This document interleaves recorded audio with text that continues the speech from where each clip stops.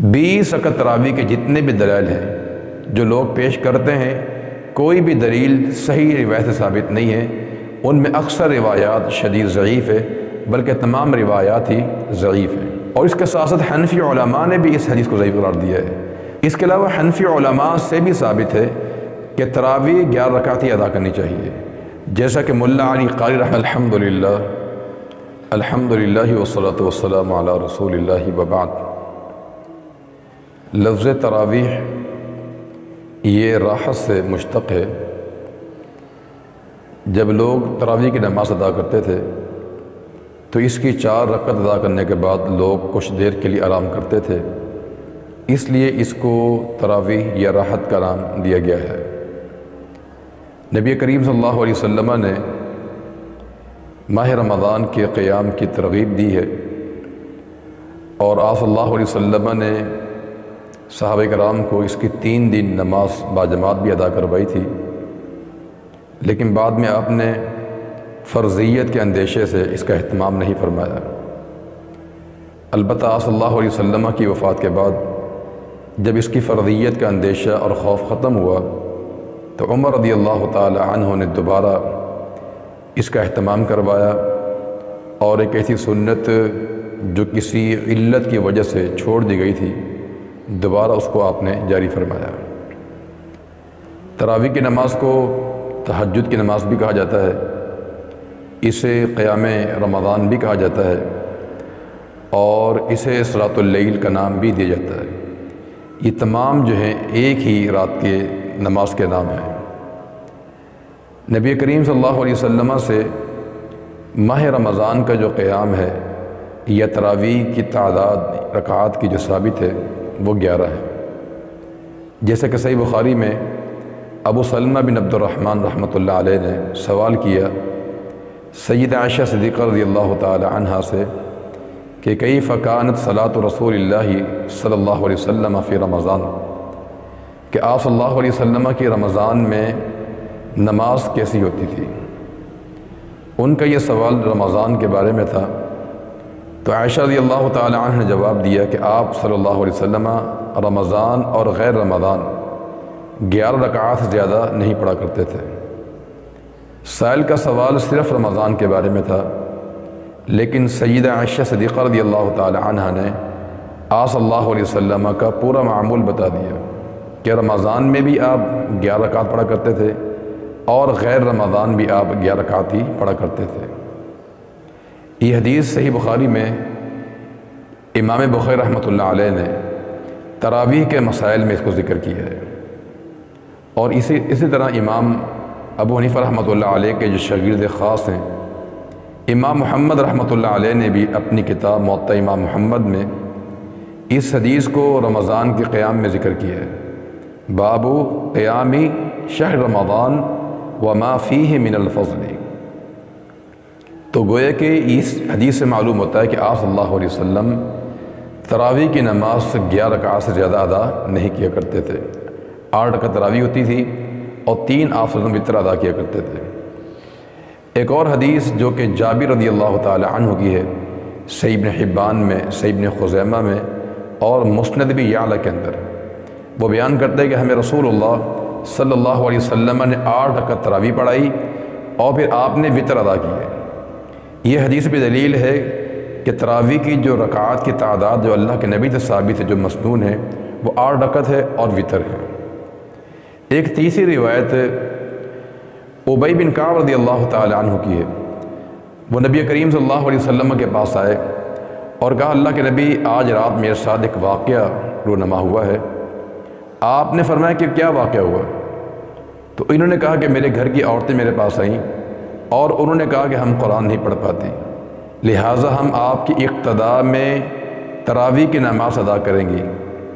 تو فرماتے ان کو میں نے قیام کروایا، 8 رکعات تراویح اور وتر ادا کیے۔ جب یہ بات میں نے آپ کو ارشاد فرمائی تو آپ نے خاموشی کا اظہار کیا، گویا کہ آپ کی خاموشی رضامندی کی دلیل ہے۔ یہ حدیث مسند احمد میں بھی ہے اور صحیح ابن حبان میں بھی حدیث موجود ہے۔ تو ان 3 مرفوع احادیث سے بات معلوم ہوتی ہے کہ نبی کریم صلی اللہ علیہ وسلم رمضان کے اندر تراویح کی جو نماز ادا کرتے تھے وہ 8 رکعت تراویح ادا کیا کرتے تھے۔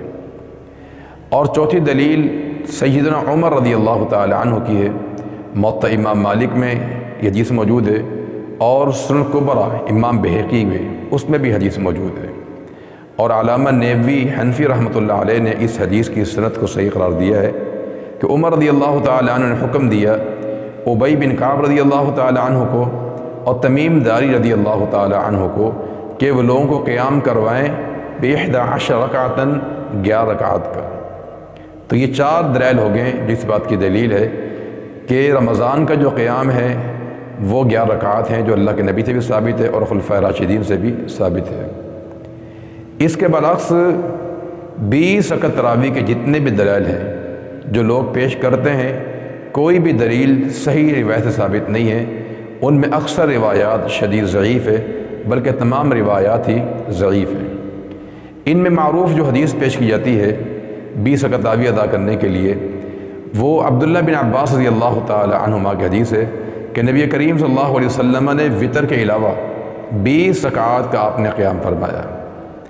یاد رہے یہ حدیث من گڑت ہے، یہ حدیث ثابت نہیں ہے۔ اس میں ایک راوی ہے ابو شیبہ ابراہیم بن عثمان، اس راوی کو محدثین کی ایک جماعت نے ضعیف قرار دیا ہے، جن میں امام احمد رحمۃ اللہ علیہ، امام بخاری رحمۃ اللہ علیہ، امام نسائی رحمۃ اللہ علیہ، امام ابو حاتم رحمۃ اللہ علیہ، امام دولابی رحمۃ اللہ علیہ، امام ترمذی رحمۃ اللہ علیہ اور بھی بہت سے علماء نے اس حدیث کو ضعیف قرار دیا ہے۔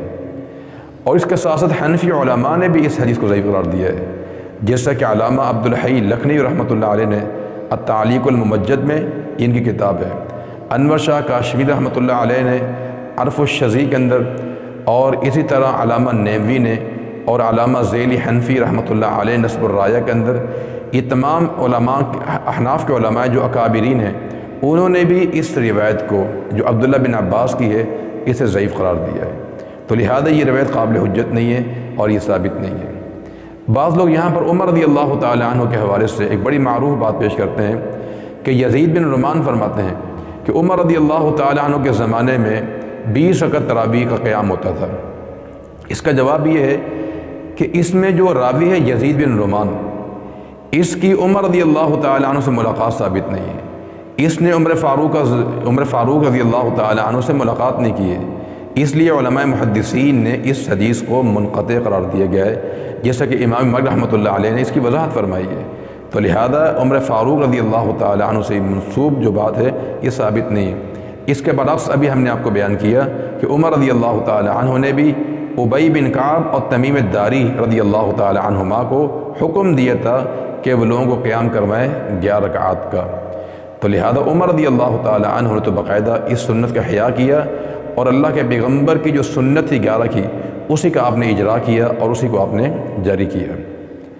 اس کے علاوہ حنفی علماء سے بھی ثابت ہے کہ تراویح 11 رکعت ہی ادا کرنی چاہیے، جیسا کہ ملا علی قاری رحمۃ اللہ علیہ نے اپنی کتاب مرقات جو کہ مشکات کی شرح اس میں بھی ہی بات ذکر کی ہے، اور اسی طرح علامہ ابن حمام رحمۃ اللہ علیہ نے ہدایہ کی شرح کے اندر اسی بات کا ذکر کیا ہے، اور بھی علماء اکابرین ہیں احناف کے جو 8 رکعت تراویح کے ہی قائل ہیں۔